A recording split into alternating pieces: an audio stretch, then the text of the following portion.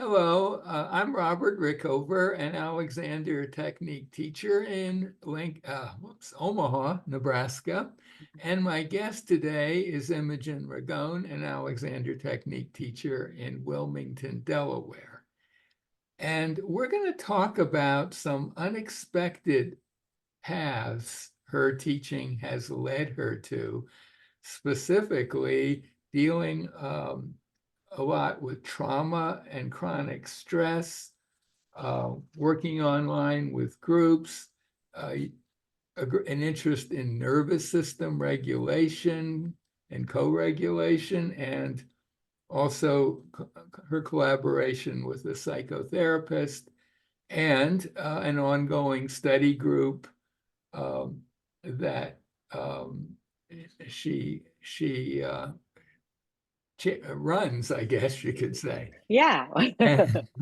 And Imogen, welcome. Yes, thank And, you.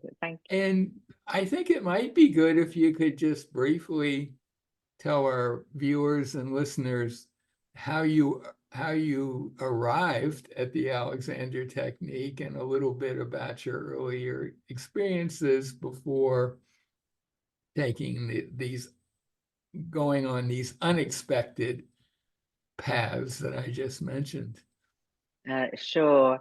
Um, well, I guess it's probably almost 25 years ago now. I was just having tons of neck, shoulder pain, and medicine was not helping. I mean, it helped a bit, but it wasn't solving anything. And my mother in England, who was a musician, had heard of the Alexander Technique and had experienced it herself, also for neck issues, interestingly. So patterns run in families. But Mhm. yes, so I found a teacher in Richmond, Virginia, which is where I lived. Mhm. Immediately felt like, oh, such a relief that there was something I could actually learn myself Mhm. to change patterns. That just felt so empowering, Mhm. um, and led me to train, which I have to say at that time was all about me wanting more. Mhm. Um, for me, if I was immersed in a training, then I'm getting more and more Alexander Technique for me, and that I will have a career in which the the important thing is that I take care of me while I'm doing it rather than me doing that where it's not important, Yeah. directly to the job. Um, We should probably just clarify the training you're talking about is Alexander teacher, yeah, Alexander teacher training. which is Yeah. usually something like a 3-year course. And that's exactly Yeah. what I had a 3-year course with Daria Okagawa. It was a wonderful, wonderful time for me. I really felt, um, I don't know. I think it's really getting to learn about yourself in such a deeper way that was unexpected too. I just wanted initially more relief from pain, basically. Right, But right. it offers so much more. It was a wonderful time. And then immediately after my 3 years were up and I graduated, we moved that summer to Wilmington, Delaware. So even I'd had a few practice students in the last year of my training. That was kind of part of how it worked, and of course I had all my fellow trainees and the teachers, and so I was like ripped away from all of that and had to kind of totally set up on my own. um, um, did contact some Alexander teachers in the area, which was helpful. There's not that many in Wilmington, but there's quite a few in the greater Philadelphia area, which eventually I became more involved with. Mhm. We do an online summit every year. Yes, Anybody who wants to know about absolutely. Highly that? recommended. Yes. Yeah. Um, uh, yeah, so I was kind of really thrown into kind of just figuring this out on my own. And two of the things that I did in the first year of being here that I think really kind of set me on a path was, one, I had time and I learned how to um, do HTML code so I could build my own website. I realized that I needed a web presence. This was in 2006-07 when I was first setting up. And I had time to learn how to do it myself so I could be in control of it myself. It seems to be a bit of a theme. I like to be able to do things myself. So web, and also I got a gig at our local YMCA teaching a weekly class there, weekly 1 hour class. And people would sign up. They have like so many sessions a year and they'd have so many classes with me. And they got that as part of their membership. I didn't get paid very much, but my goodness, I learned so much. My training had been quite traditional, very eclectic, because Daria is an actor by training and we had acting games and things were all part of it. But the kind of hands-on work part of that training was very much more Carrington style, which is her lineage, which I loved, but it doesn't translate maybe so well into teaching a group class. Some of the acting stuff that Daria did with us was helpful. Right. But so that is, so you can kind of see that those two little strands with seeing the importance of a web presence, and then kind of got on social media as well later on. Met you through that kind of web association. Going to Alexander conferences, AMSAT conferences was for me at that time, and really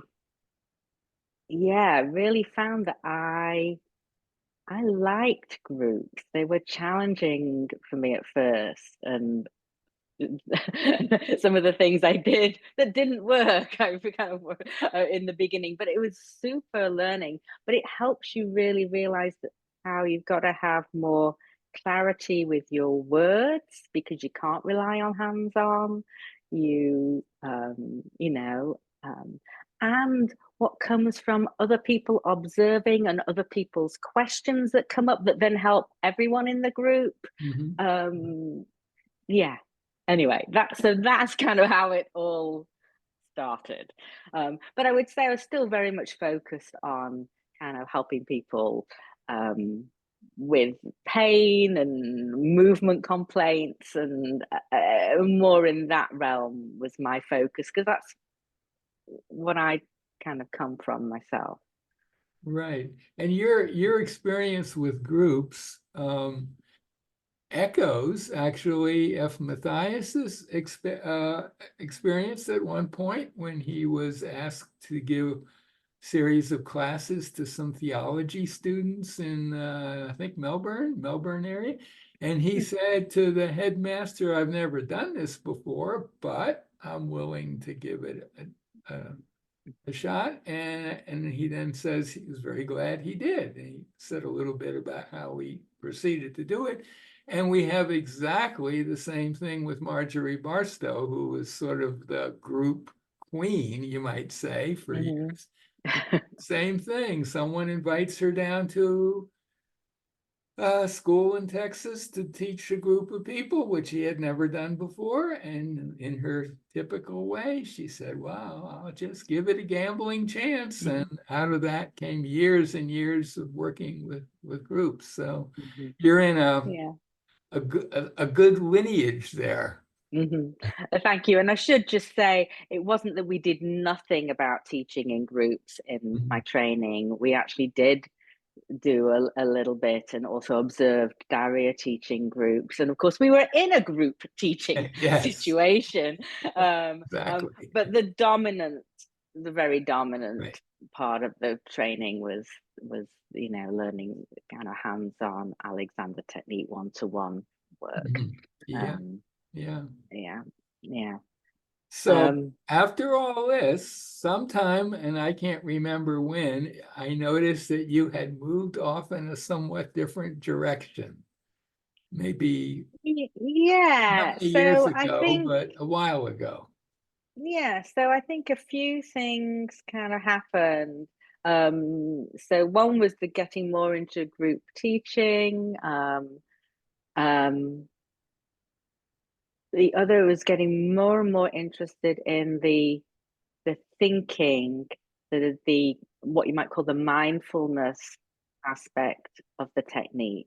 Mhm. Um, and helping engage my students in doing the thinking for themselves, which was always important to me, but it became much, much more. Um, and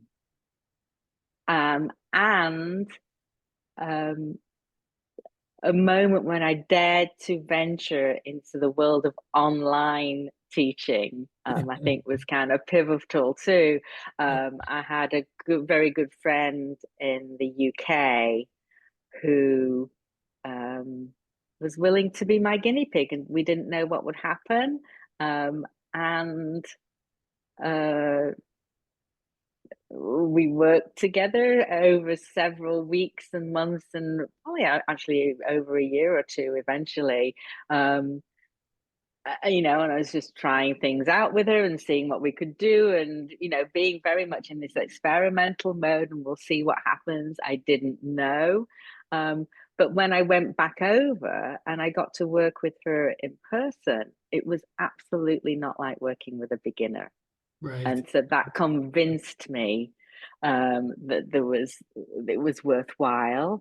And you were influential, and me, you, and another teacher, Jennifer Roy Prankoli, experimented Mhm. together, playing around online, Yep. on Skype probably at the time, not even Zoom. Yeah, right. Um, Prehistoric times, yes. yeah, Yeah. Yeah. yeah.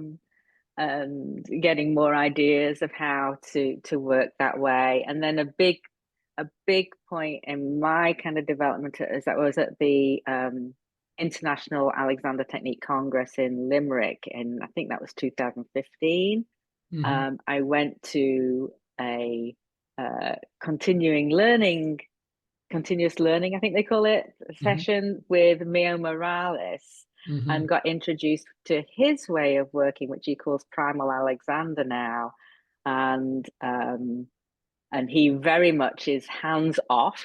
It's kind of a principle Right. now, I think, with him. But really teaches systematic ways to um, um, help people engage, learn how to do constructive thinking or directing, whatever word you want to use for that. Mhm. And he has many, many practices, or etudes as he calls them, starting with the basic one, which he calls the cycle, which is, I do it in a somewhat different way now, different words, but it's a key part of my teaching, and it gives students a simple way to practice Mhm. thinking in a new way on their own. So I worked with him online, and for a few years after the Congress, once he started doing that. And I've kind of run with some aspects of his work in my own work. Let's Right. put it like Right. that. Right. Mm. Right. And then you kind of moved into the trauma and stress and nervous system regulation Yeah, area. yeah. So this was a totally surprising and unexpected direction for me. What I had been in the stress part, not so much. I had got very interested in stress, and particularly in working with women. And for a while, it was really kind of women in the workplace, women in business. Um, and you can see how stress might be part of that. But a couple of students came my way, one in particular who was dealing with complex trauma Mhm. and found my work supremely helpful, Sure. and Yeah. to her. Mhm. Um, and she has really delved into the neuroscience of of trauma and our neurobiology, and she would keep making these connections. Oh, when we do that, that's because this is happening in the nervous system, and da, da, da, da, da, da. And I found it very exciting, and of course, to see someone helped in that way. And in fact, over the last, I think it's 3 years now, nearly, we've been collaborating. She's still a student of mine at times, but she's also a colleague now, and we teach an online course together that's particularly for people who are dealing with trauma and chronic stress. Mm-hmm. And so I'll be doing the what you might call the Alexander part, you know, that, and she'll bring in the information about the nervous system and the neuroscience part in a simple, accessible ways. But we've really found that when you understand the neurobiology in a simple way, it's very kind of unshaming, and there can be a lot of shame that people feel about the responses and patterns that they've got into, and it's when you really understand what's going on. Well, of course I was tense then. It's because my nervous system was in fight or flight, uh, and and have tools to help you get out of it. Anyway, it's been a very, very rich collaboration, and a totally unexpected path. Mm-hmm. And I think you've made the point that working with people in groups online has some advantages, in particular for that group of people. Could you elaborate on that a bit? Yeah, I mean, every individual is different, and there could be a reason why very quiet hands-on work could be a calming and helpful way to work with someone who's dealing with trauma. Mm-hmm. Mm-hmm. However, hands-on for many trauma survivors, touch can be a very triggering and unsafe thing Yeah. because of past experiences, right? And Mm. so it's not going to help them. It's not going to help improve their use, to use Alexander jargon. It's actually going to freak them out. Yeah. So Yeah. that's one reason why the online setting, it also helps with that safety, that they can feel more autonomous. Nothing's suddenly going to be sprung on them in the room, or Mm-hmm.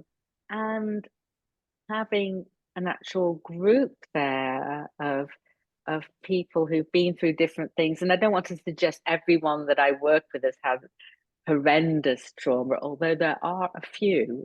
Mm-hmm. It's pretty horrendous, but the chronic stresses of life can wear you down, and anything that helps you calm your nervous system, anything that helps you deal with trauma, will help you deal with the normal stresses of life too.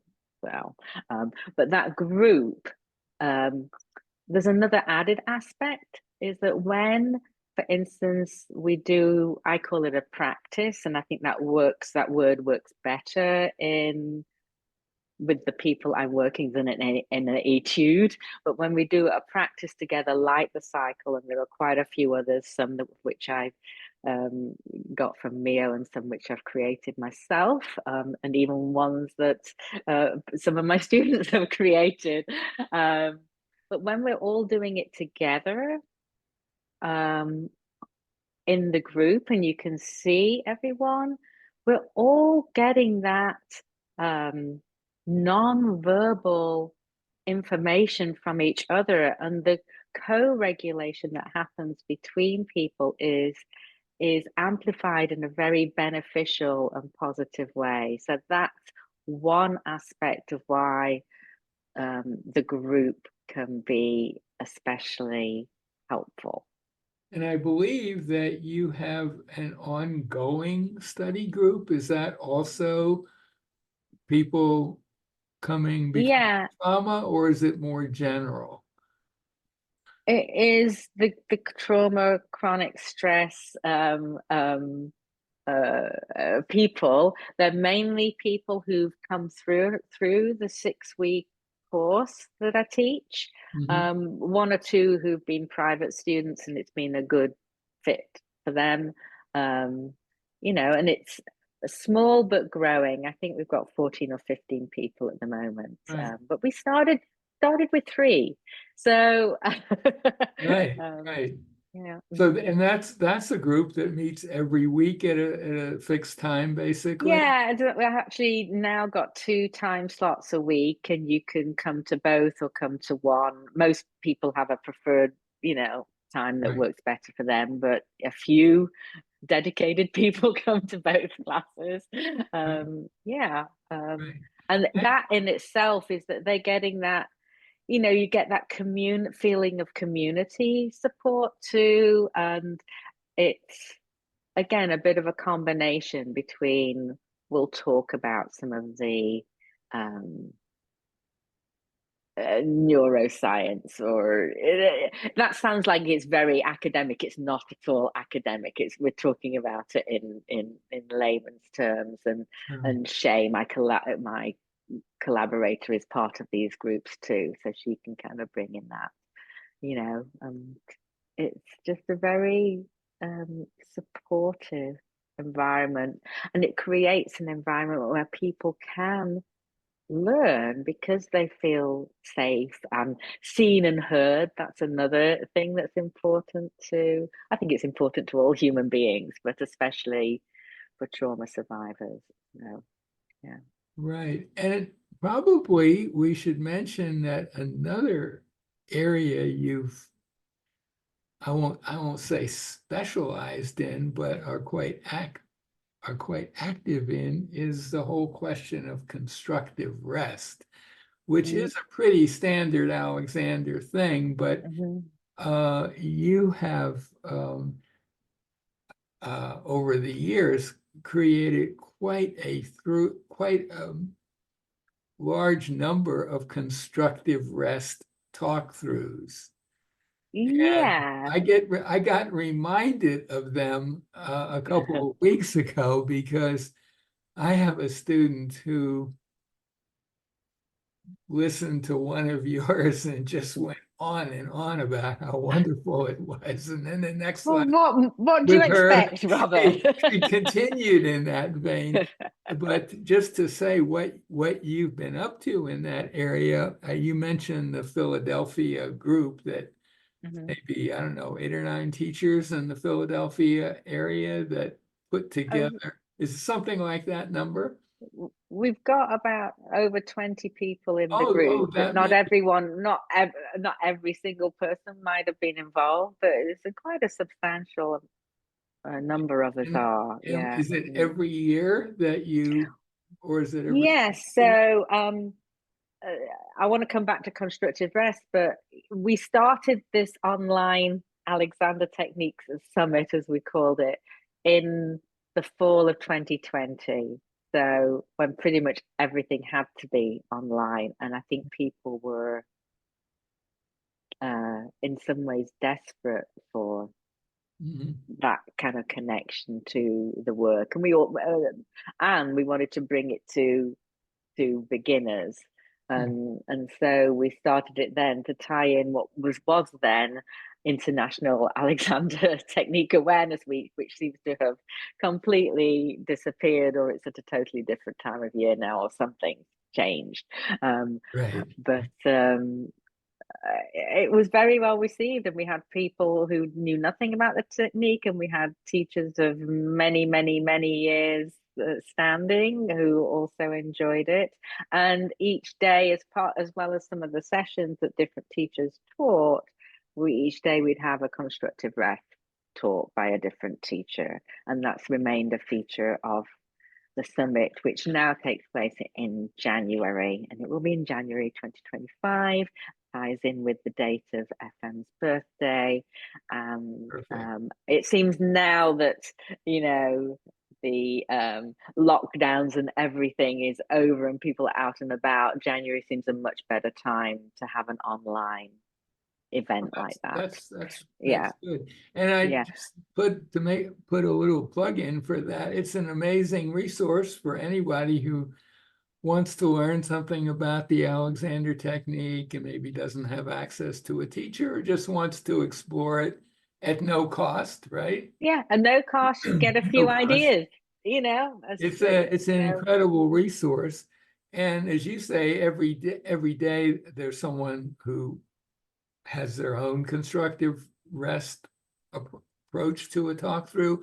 And many of those they were all recorded, and many of them are now available on my podcast site. There's a huge number of them now, almost more than I can handle, but they're all there.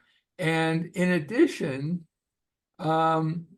you, I think, have constructive rest talk throughs every week or every month. So every I month. have to Okay. say, right from the very beginning of me being a student of the Alexander technique, pre-training, constructive rest felt like the thing I could do. I might not have understood everything that happened in my lesson.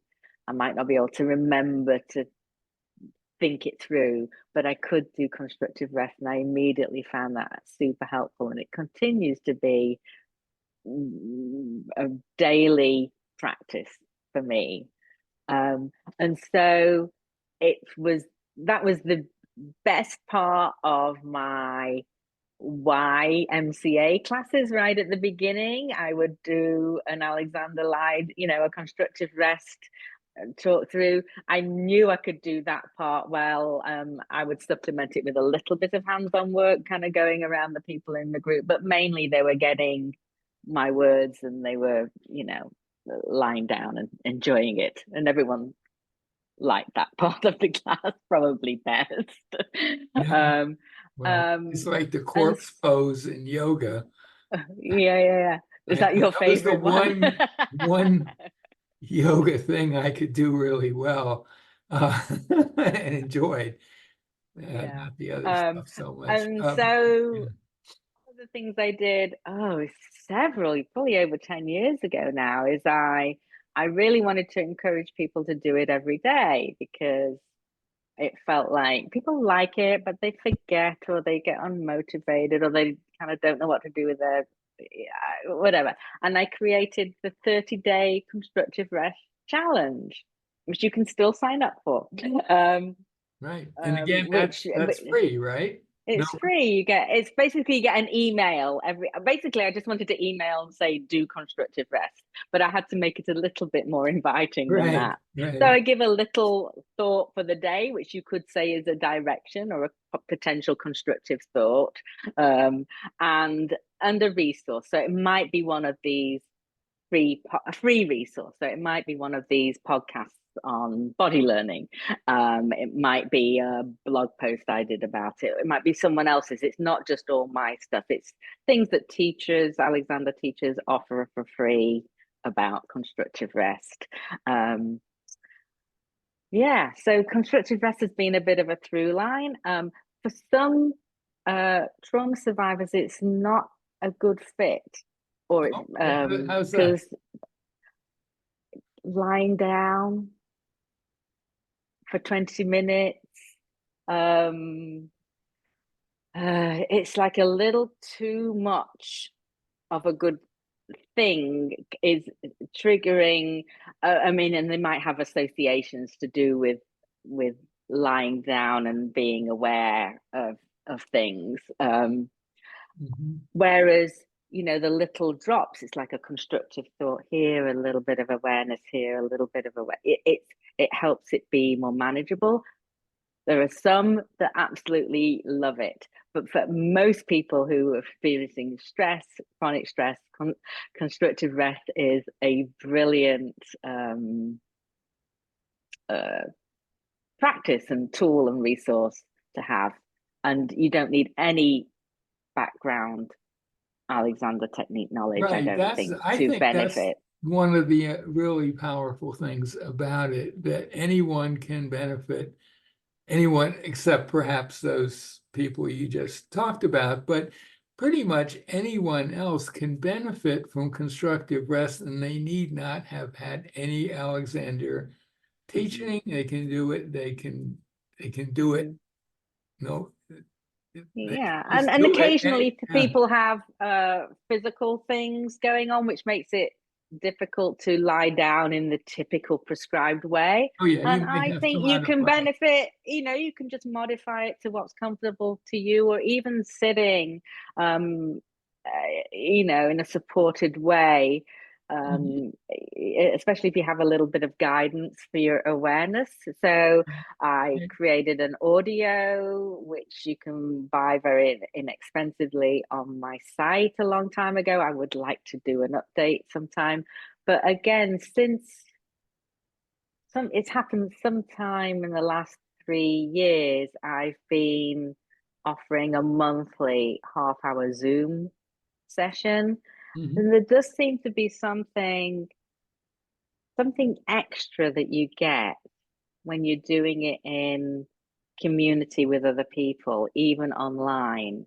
Mhm. I can't explain it except that it's probably something to do with that co-regulation that Mhm. happens.